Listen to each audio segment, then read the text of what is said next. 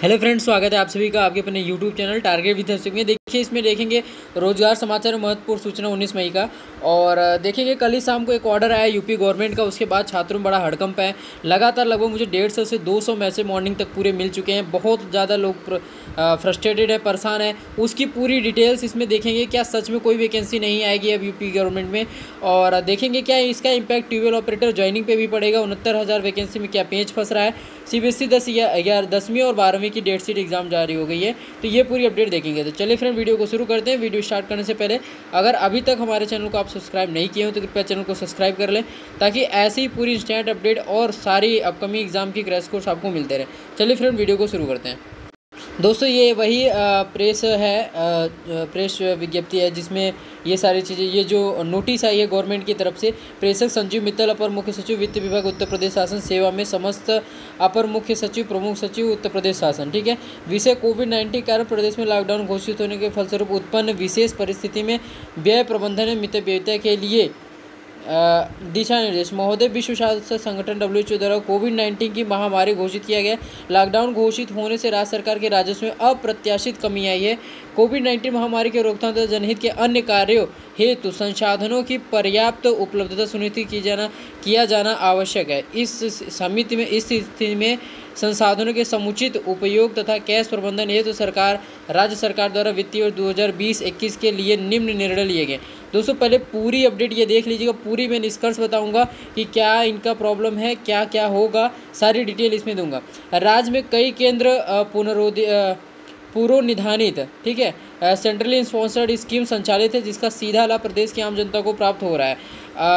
इन योजनाओं में केंद्रांशांश की धनराशि प्राप्त होते ही विभाग को उपलब्ध करा दी जाती है। वर्तमान विशेष परिस्थितियों में प्रदेश में राजस्व की प्राप्ति अपेक्षा से बहुत कम हो रही है। अतः प्राप्त केंद्रांश की धनराशि के सापेक्ष राज्यांश की धनराशि आवश्यकता अनुसार चरणों में उपलब्ध कराई जाएगी।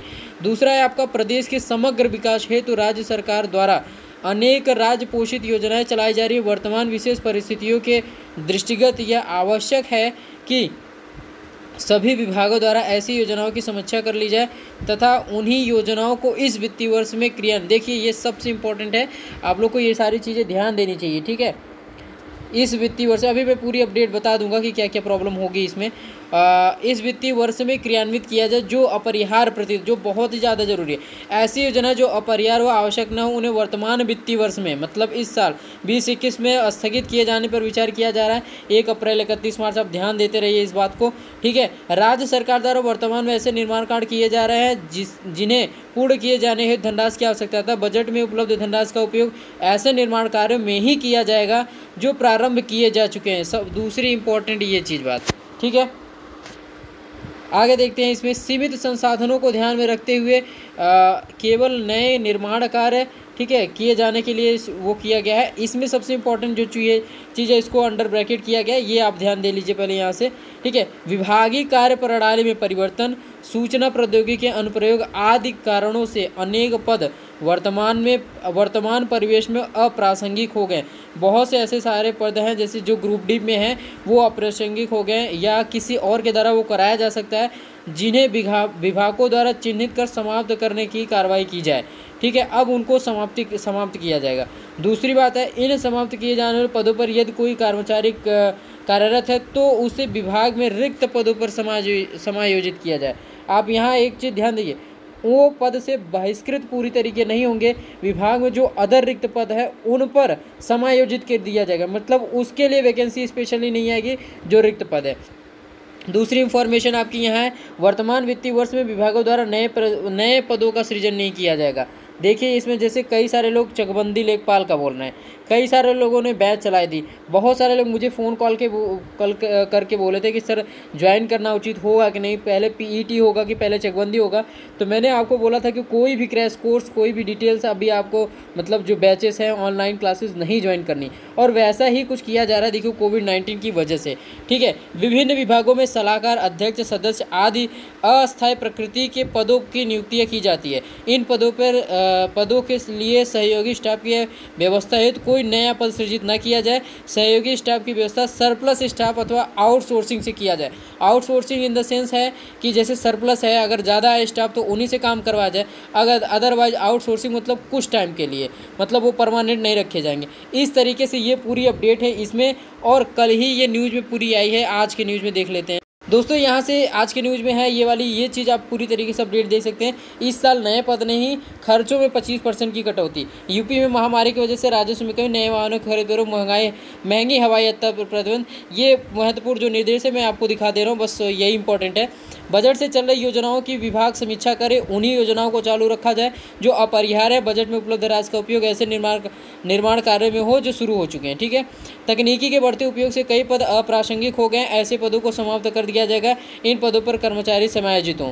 विभिन्न विभागों में सलाहकार अध्यक्ष है, साथ के मतलब पूरी वही डिटेल है। सहयोगी स्टाफ का नया पद सृजित नहीं होगा। व्यवस्था सरप्लस या आउटसोर्सिंग हो। कार्यालय व्यय, यात्रा व्यय, स्थानांतरण यात्रा व्यय, अवकाश यात्रा सुविधा, कंप्यूटर अनुरक्षण, स्टेशनरी खरीद, छपाई, प्रकाशन, विज्ञापन व प्रसार तथा वर्दी मद में 25% की कमी होगी। मतलब कुल मिला के प्रॉब्लम थोड़ी सी होने वाली है, लेकिन ये प्रॉब्लम कोरोना की वजह से सिर्फ इस वित्तीय वर्ष में होगी। वैकेंसियाँ आएंगी, वैकेंसियाँ रुकेंगी नहीं। जो बहुत ज़्यादा जरूरी वैकेंसियाँ वो भी आएंगी, लेकिन इस साल आने की पॉसिबिलिटी बहुत कम है। और दूसरी चीज़ मैं आपको बता दूं, अभी आगे मैं बताऊंगा कि यूपी SSSC से लेके जितनी वैकेंसियाँ अभी चल रही उस पर कोई भी प्रॉब्लम नहीं आने वाली। ठीक है दोस्तों, यहाँ पे देख लिया कई सारे स्टूडेंट ने भेजा था कि सर अगर ऐसा होगा तो पद हम लोगों का भी क्या रुक सकता है ट्यूबवेल ऑपरेटर के संदर्भ में। तो मैं आपको बताना चाहूँगा कि अभी ऐसा कुछ भी नहीं है। ठीक है, जो भी सूचना है वो नए पद के सृजन को लेके है, ऐसा कुछ भी नहीं है। आप लोग घबराएं नहीं, जल्दी आपको कोई न्यूज़ मिल सकती है आपके ज्वाइनिंग को लेकर, मतलब जो अलॉटमेंट होने वाली है। ठीक है, तो वो पूरी अपडेट देखेंगे। अब देख लेते हैं 69,000 वैकेंसी की अपडेट को। दोस्तों हमारी अगले अपडेट है ये 69,000 वैकेंसी को लेके।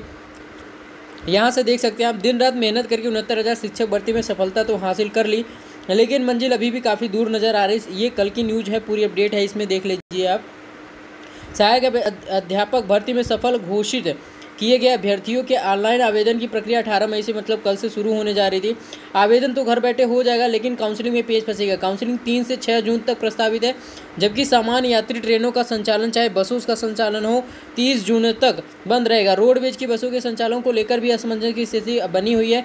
ऐसे में बड़ी संख्या अभ्यर्थी काउंसलिंग से वंचित होगी, क्योंकि इनको PNP आके ही करवाना पड़ेगा, या फिर ऑनलाइन रजिस्ट्रेशन के बाद जो इसमें आपका डिस्ट्रिक्ट अलॉटमेंट होगा वहाँ जाके करवाना पड़ेगा।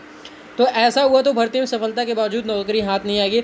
हालांकि जब 69,000 शिक्षक भर्ती का परिणाम आया था तब वीडियो कॉन्फ्रेंसिंग के जरिए शासन और बेसिक शिक्षा परिषद के अफसरों के ऑनलाइन बैठक में यह मुद्दा उठा था, लेकिन इस समस्या का कोई निराकरण नहीं खोजा सका। काउंसलिंग में शामिल होने के लिए अभ्यर्थियों को सोमवार से शुरू हो रहे ऑनलाइन रजिस्ट्रेशन वरीयता क्रम में 75 जिलों का विकल्प के तौर पे भरना है।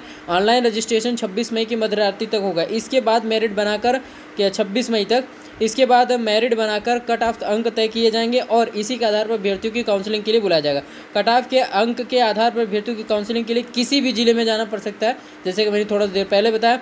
उदाहरण के तौर पर प्रयागराज रहने वाले किसी अभ्यर्थी ने अगर पहला विकल्प प्रयागराज भरा और बाकी 74 जिलों का विकल्प अपनी सुविधा अनुसार क्रमवार भरा है, तो ज़रूरी नहीं कि अभ्यर्थी काउंसलिंग प्रयागराज में ही हो और उसे यही पोस्टिंग मिल जाए। अगर उसका कट ऑफ प्रयागराज के लिए निर्धारित कट ऑफ से भिन्न होता है तो अभ्यर्थी को दूसरे जिले की काउंसलिंग में शामिल होने का इंतजार करना होगा।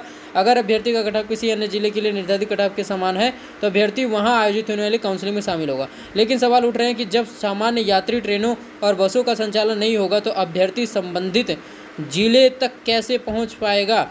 इस बारे में उत्तर प्रदेश बेसिक शिक्षा परिषद के उप सचिव अनिल कुमार का कहना है कि पूर्व में हुई वीडियो कॉन्फ्रेंसिंग के दौरान इस मसले पर चर्चा की गई थी। इस परिस्थिति में महानिदेशक स्कूली शिक्षा और सामान्य दिशा में निर्देश जारी किए जाएंगे। 69,000 शिक्षक भर्ती के अभ्यर्थियों को संबंधित जिले में आयोजित काउंसलिंग में शामिल होने के लिए निजी वाहनों से जाने की अनुमति प्रदान की जाएगी। तो ये प्रॉब्लम इसमें सोल्यूशन हो सकता है। अब ये क्या है, ये कि कमरे में छूटे दस्तावेज लॉकडाउन में लौट रहे अभ्यर्थी। प्रयागराज के विभिन्न डेलीगेशन में लाखों की संख्या में प्रतियोगी छात्र किराए में रहते हैं। लॉकडाउन के कारण प्रतियोगी छात्र अपने घर या गांव को वापस लौट गए थे, लेकिन इन दिनों डाइट में टीईटी 2018 की मार्कशीट का वितरण किया जा रहा है। इसके अलावा काउंसलिंग का कार्यक्रम भी घोषित कर दिया। ऐसे में लॉकडाउन के कारण अपने गाँव या शहर लौट रहे अभ्यर्थियों को फिर से प्रयागराज आना पड़ रहा है, कोई मोटरसाइकिल से, कोई अन्य साधन। ये पूरी अगली डिटेल्स है, ठीक है, आप लोग पढ़ लीजिएगा। ये आपको ग्रुप में हमेशा प्रोवाइड कर दी जाती है।